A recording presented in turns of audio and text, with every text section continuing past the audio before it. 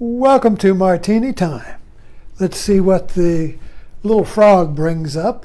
It's been a while since I've done a Martini Time because we had 37 people here for Thanksgiving, and a couple of families stayed in town, one here at the house. So we had visitors, guests coming and going. Actually, today's the first day we've got our house back to order, so to speak. So I'm thankful Thanksgiving is over. Yes, so here's to that. So I have noticed that Avatar is getting some attention because the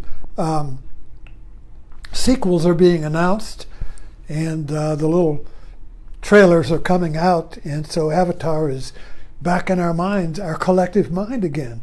But it's never left mine. Of course, this is Sanskrit.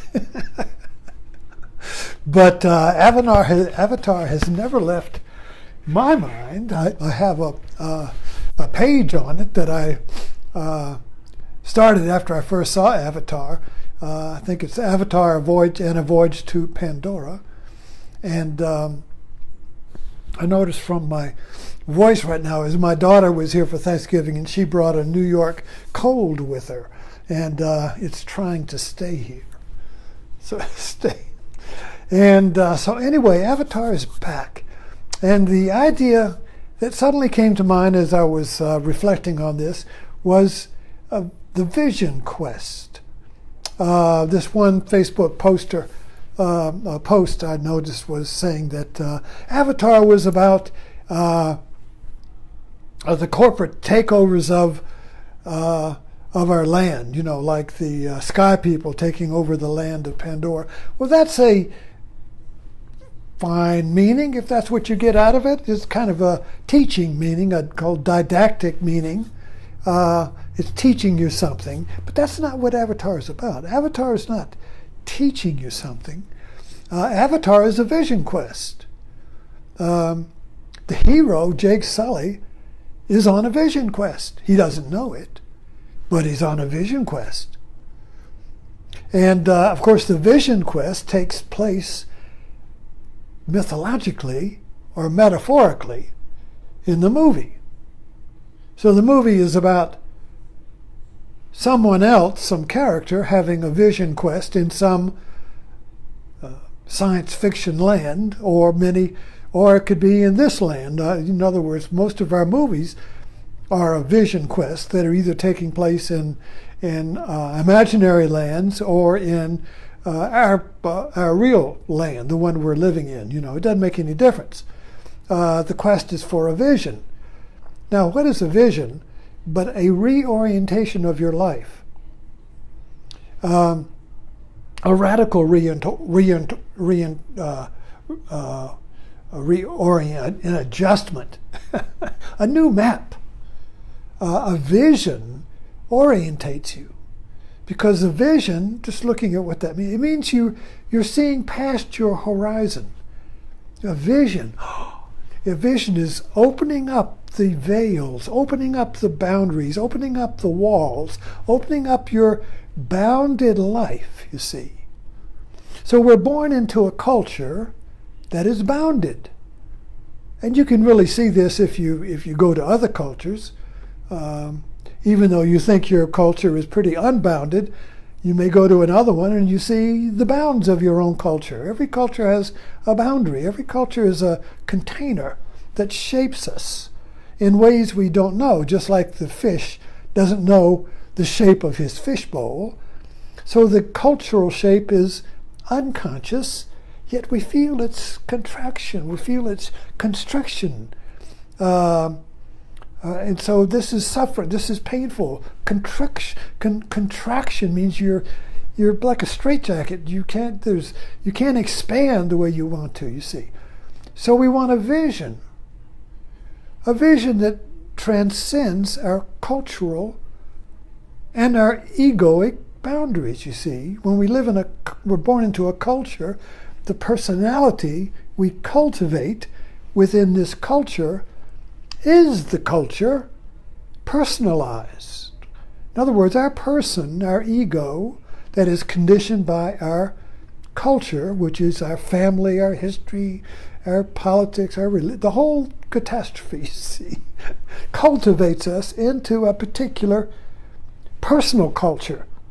So each of us is the whole culture and our mini culture. And the culture sustains us. Even though we have freedom to move around in the culture, it maintains us. So we can't really get outside of the culture while we're bounded within the culture. So we want a vision. We yearn for a vision. We hunger for a vision. And we call that vision God, or a romance, a lover, a beloved, God, or escape, or home, or whatever we want to call it.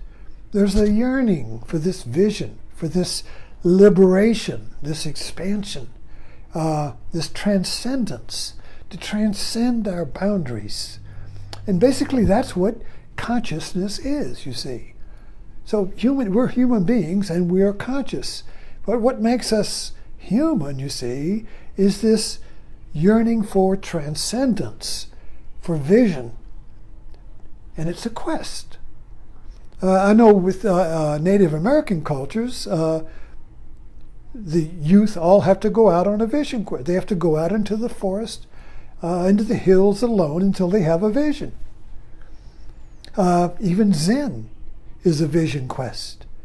You go to a Zen practice and you go there with the quest of having satori, an awakening. And then you will know what Zen is all about, you see. But then if you can't get it, you see, you feel like you've spent all these years trying to get your vision and you don't have it. Oh, failed, you see.